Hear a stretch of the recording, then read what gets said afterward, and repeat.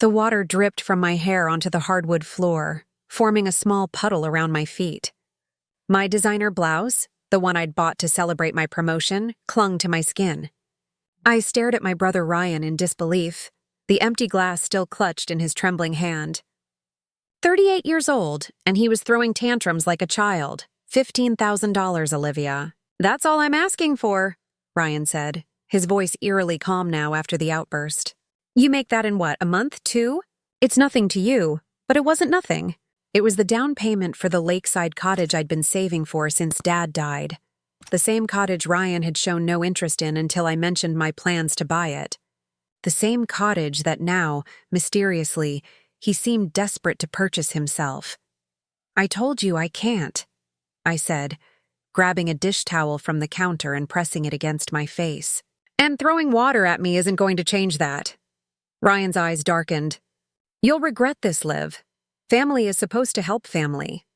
When he slammed my front door on his way out, the framed photo of our parents fell from the wall and shattered on the floor, a jagged crack splitting right between them. I didn't know then just how prophetic that broken glass would be. 3 days passed without a word from Ryan. I tried calling twice, both times going straight to voicemail. My sister Madeline suggested giving him space. He's always been dramatic, she said over coffee at her kitchen table. Remember when Mom wouldn't buy him that gaming system for Christmas? He didn't speak to her for 2 weeks. But this felt different. Ryan had never looked at me with such cold calculation before. I just don't understand why he needs the money so urgently, I said, stirring my coffee absently. He was doing well at the architectural firm last I heard. Madeline's hesitation was brief but noticeable. You haven't heard? Heard what? Ryan was let go 3 months ago. Something about plans going missing? Accusations of selling designs to a competitor? She shrugged. He swore he was framed by that new partner. What's his name? Dominic something. The pieces started falling into place. The increasingly desperate texts asking to catch up. The sudden interest in my finances. The tense questions about my savings. My phone buzzed with a text. Unknown number. I tried to do this the easy way, Olivia. Now we do it my way. Check your email. The email contained no text, just an attachment. When I opened it, my blood ran cold. It was a doctored photo of me appearing to hand an envelope to a man I recognized as the CEO of our biggest competitor. Another showed what looked like me entering his hotel room. The images were convincing enough to raise serious questions. Questions that could end my career at Morgan Financial, where I'd just been promoted to senior investment advisor. A second email arrived moments later, $15,000. Transferred to the account below by noon tomorrow. Or these go to your boss, the board, and every client in your portfolio. Your choice, sis. I sank onto Madeline's couch, phone clutched in my shaking hand. Olivia? What's wrong? You look like you've seen a ghost. I turned the screen toward her. Ryan's blackmailing me. Madeline's eyes widened as she scrolled through the images. These are fake. Obviously. But they're good fakes. Good enough to create doubt, and in my position, doubt is all it takes. I'd worked 15 years to reach senior advisor level. 15 years of 60-hour weeks, sacrificed relationships, and postponed dreams. All of it hanging by a thread because my brother needed money. Call the police, Madeline said firmly. I shook my head. And tell them what? That my brother is threatening me? That he threw water on me? They'll tell me it's a family matter. This is blackmail, Olivia. It's my word against his, and these photos going public during an investigation would damage my reputation regardless of the outcome. I stood up, suddenly resolving what I had to do. I need to talk to him face to face. Ryan's apartment complex had seen better days. Paint peeled from the hallway walls and a faint smell of mildew permeated the air. This wasn't the place I remembered from my last visit a year ago. I knocked 3 times before the door cracked open, secured by a chain. Ryan's bloodshot eyes peered through the gap. Come to pay up? His words were slightly slurred. Let me in, Ryan. We need to talk. The door closed, chain rattling, then opened wider. I stepped into a disaster zone. Empty liquor bottles littered the coffee table. Takeout containers formed precarious towers. And on the dining table, a laptop surrounded by papers covered in frantic calculations. "What happened to you?" I asked, taking in his unshaven face and wrinkled clothes. "Life happened, Liv. The same life that keeps giving you everything and taking from me." He gestured broadly. "Welcome to rock bottom. Enjoy your visit." I moved toward the laptop, but he stepped in front of me. "Don't." "The photos are fake, Ryan. Anyone with half a brain will figure that out eventually." "Eventually." He smiled grimly. "But not before the damage is done. You think Morgan Financial keeps advisors who might be compromised? They'll cut you loose at the first hint of impropriety. It's in your contract. He wasn't wrong. The morality clause was comprehensive. Why are you doing this? We're family." "Family?" He laughed bitterly. "Was it family when you got that scholarship I was counting on? Or when Dad left you the larger share of the inheritance because Olivia makes smart choices? Or when I earned that scholarship, and Dad split everything equally. I invested mine while you blew yours on that failed restaurant venture." His face darkened. "That restaurant was going to be my legacy until the partner you recommended embezzled everything."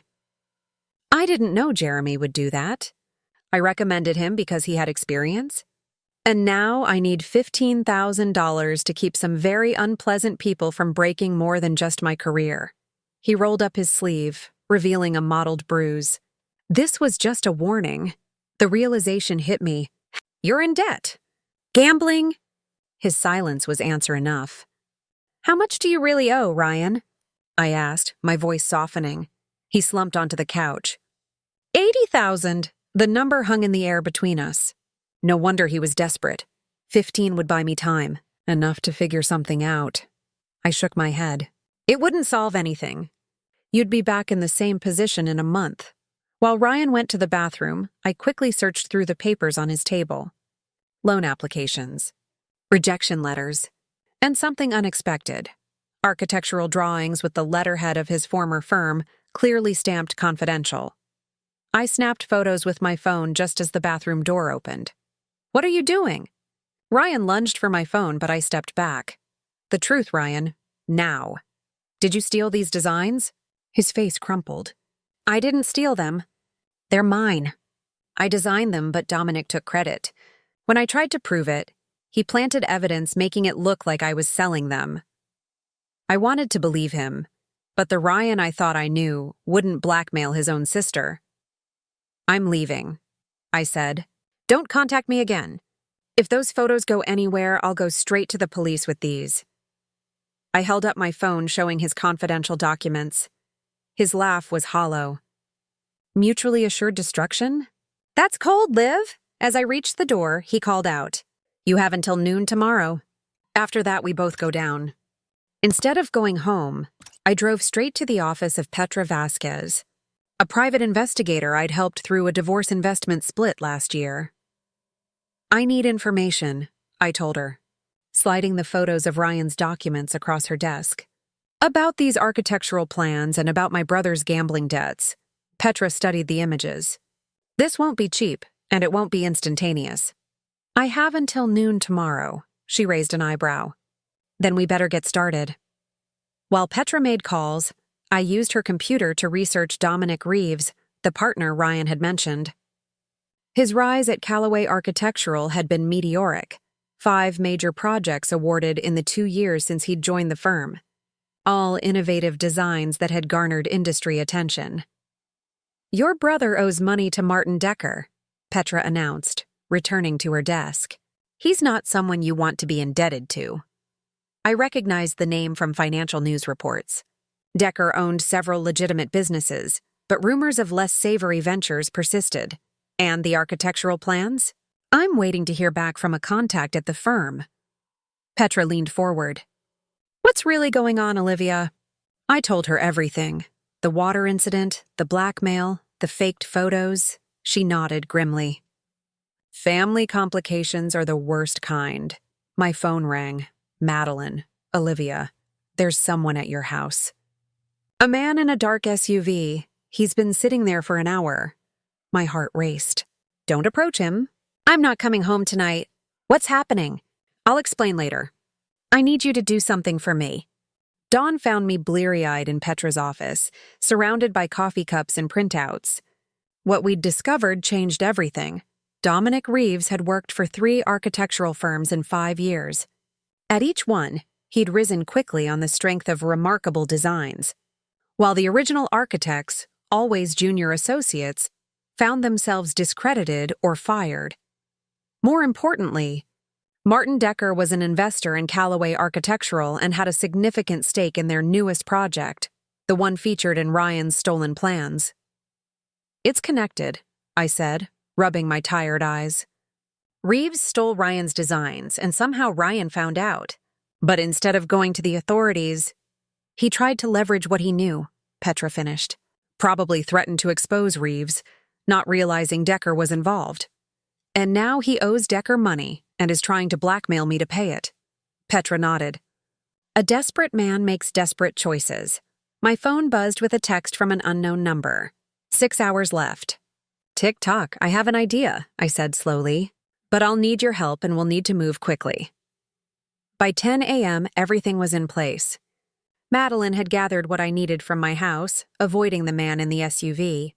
Petra had made several crucial calls, and I had transferred $15,000, not to Ryan's account, but to a different one. At 11:30, I called Ryan. "I'm transferring the money," I said without preamble. "Smart choice. Sis. But I'm not sending it to you directly. I've arranged a meeting at Riverside Park at noon. The money will be handed over there." "What game are you playing, Olivia?" His voice was tight with suspicion. "No game. I just want to see this finished face-to-face." A pause. "Fine. The gazebo. Come alone. I wouldn't have it any other way." The park was busy with lunchtime joggers and mothers pushing strollers. Perfect. Witnesses everywhere. The gazebo stood empty at the far end, overlooking the river. I arrived 15 minutes early, taking a seat on the bench with the envelope Madeline had prepared. 5 minutes later, Ryan appeared, looking worse than yesterday, jumpy, pale, a thin sheen of sweat on his forehead despite the cool autumn air. "You have it?" he asked, glancing around nervously. I patted the envelope.